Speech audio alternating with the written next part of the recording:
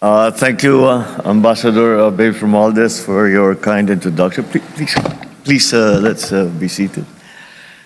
The United States of America Ambassador to the Philippines, Ambassador Mary Kay Carlson, the Excellencies of the Diplomatic Corps, DPWH Secretary Vince Dizon, the Center for Strategic and International Studies, Southeast Asia Program Director and Senior Fellow Greg Polling, our former ambassador, the former ambassador of the United States to the Philippines, and who has since become one of the greatest champions of the friendship between the United States and the Philippines, Ambassador Negroponte.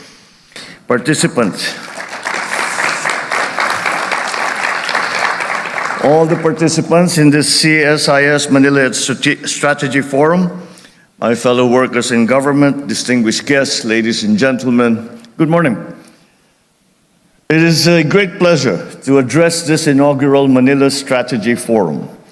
And like everyone here, I commend the CSIS for its active and continuous support for the Philippines through the years. I envision that this forum will evolve into one of the leading security dialogues in this part of the world. Because if there is anyone who can realize this vision, it is a staunch supporter of the Philippines, Director Greg Polling, alongside his Southeast Asia team at CSIS. Thank you again for this important and timely initiative.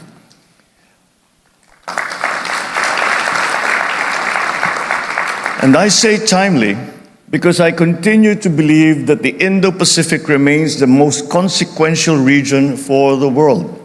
And we, the Philippines, are at the forefront, at the front line of it all.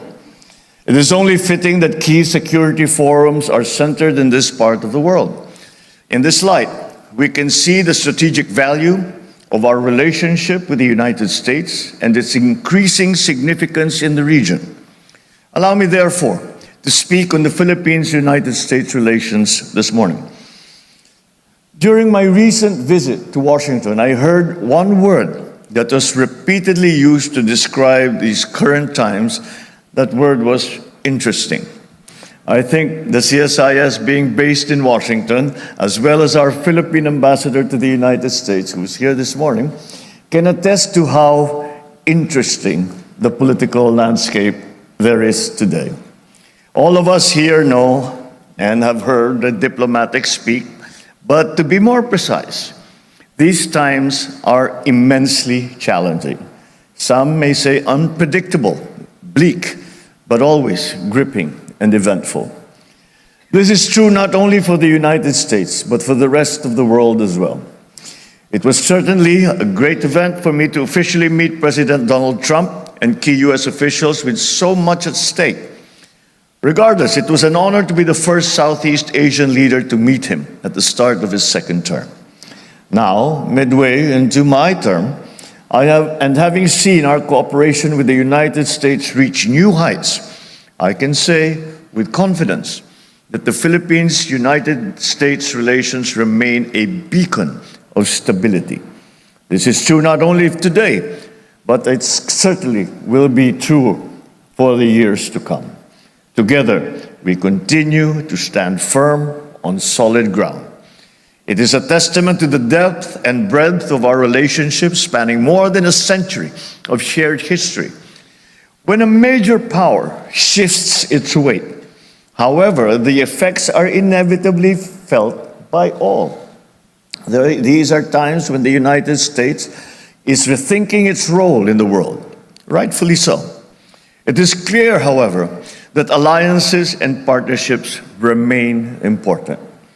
My hope is that as the United States progresses with its own changes internally, we come to the inevitable conclusion that its significant role in the world cannot be easily replaced, and that its continued engagement in global affairs benefits all, including the United States itself.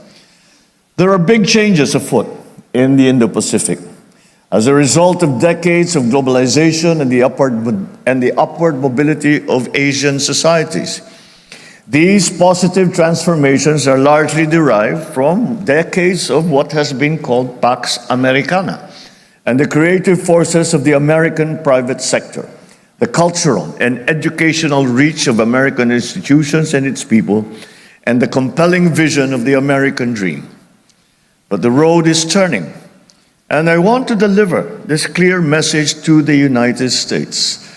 The place of the United States is here with us in the Indo-Pacific.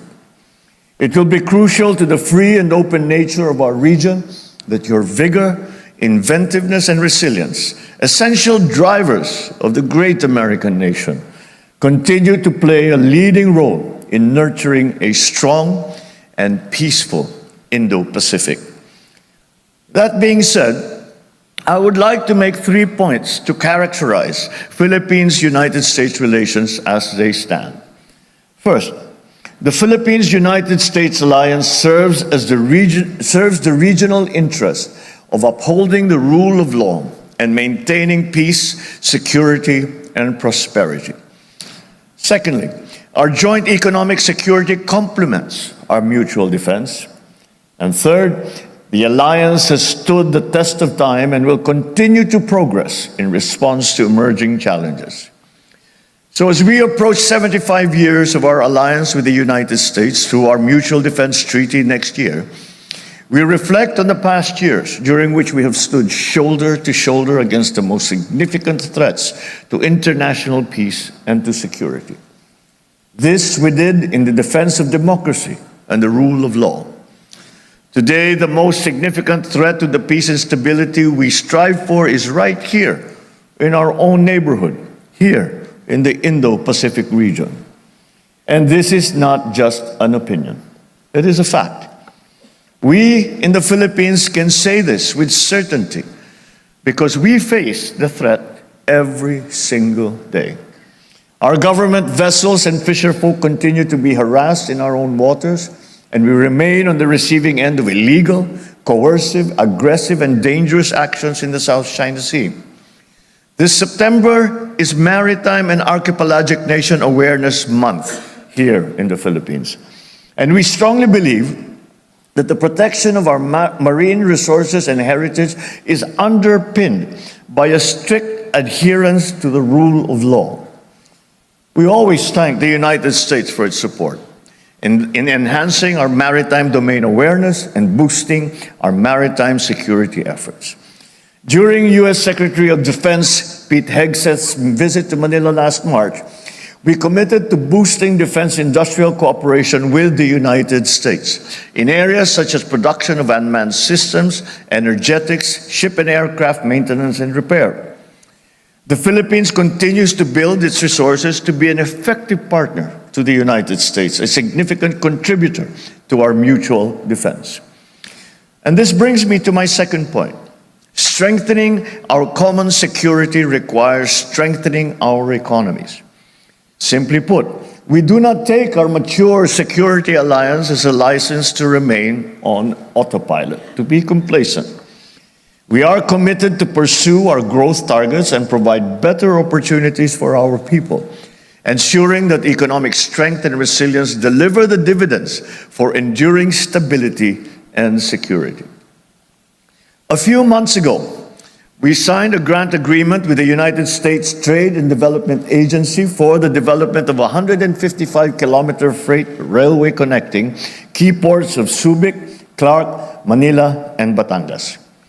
Many other areas are ripe for further economic cooperation between our countries, including ensuring semiconductor supply chain resilience, refining critical minerals, and developing civil nuclear power capabilities.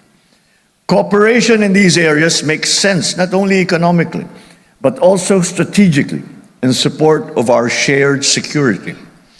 And this brings me to my last point. The alliance of the Philippines and the United States has reached a necessary and natural progression towards trilateral and minilateral, multilateral engagements, building individual and collective capabilities to address common challenges. Because today's challenges are not bound by borders. Because of that, cooperation is absolutely essential. We have a growing trilateral partnership with the United States and Japan, under which we held a maritime dialogue last December and a national security meeting last May. With the United States, we have held multilateral maritime cooperative activities with Australia, with Canada, with New Zealand, within the Philippines' exclusive economic zone. And we have seen the growth of our annual Balikatan exercises with the participation of more partner nations and observers. Such unilateral cooperation is not limited to defense and security either. The railway project mentioned earlier is one of the infrastructure projects under the Luzon Economic Corridor, an initiative that has received significant support from Japan and the United States. This trilateral cooperation also includes engagements on cyber, digital, and other areas of the new technologies. These have resulted from the firm commitment of 3 maritime democracies to a free and open Indo-Pacific that is connected, inclusive, and prosperous. So I conclude with 2 brief caveats. First, like the United States, the Philippines is very much open to cooperating with its neighbors. We have many bilateral channels of communication and areas of cooperation.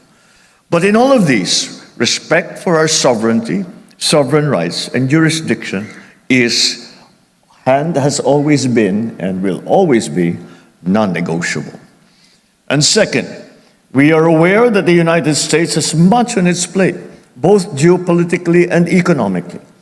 We certainly are closely watching developments in Ukraine, the Middle East, and other flashpoints because we are keenly aware that the outcomes of the situations in these regions will certainly influence the outlook of the global community elsewhere. And yet, we remain confident that the United States, as a self-declared Pacific nation, will remain oriented and committed to the Indo-Pacific, as history has consistently proven. Next year, we mark the 80th anniversary of the establishment of the Philippines-United States diplomatic relations. The United States will also celebrate its 250th year of its nationhood. Oftentimes, we forget to bring geopolitical discussions to the heart of our respective national interests, and that is our people. These twin milestones are another opportunity as friends, partners, and allies to work towards not only our common goals as governments, but towards a brighter future for our peoples. We have achieved so much together throughout history. I am humbled that there is still so much to be accomplished in the future. So lastly, the Philippines has the honor of chairing the Association of Southeast Asian Nations next year, or ASEAN. In its almost 60 years of existence, ASEAN has enjoyed decades of unparalleled growth and enduring peace thanks to its unique brand of multilateralism. Its extended relations have also grown exponentially, and I look forward to welcoming the world, including President Trump, to the Philippines next year to showcase ASEAN's significant achievements and potential. So once again, I thank CSIS for putting together this excellent forum, the first of hopefully many to come.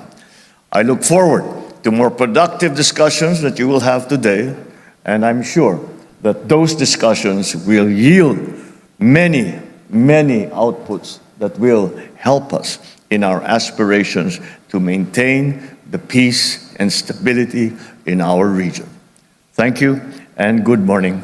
Mabuhay ang bagong Pilipinas. Thank you, Mr. President. At this point, may we request the President to kindly grant us a photo opportunity. First, may we call on stage the members of the Diplomatic Corps represented here today.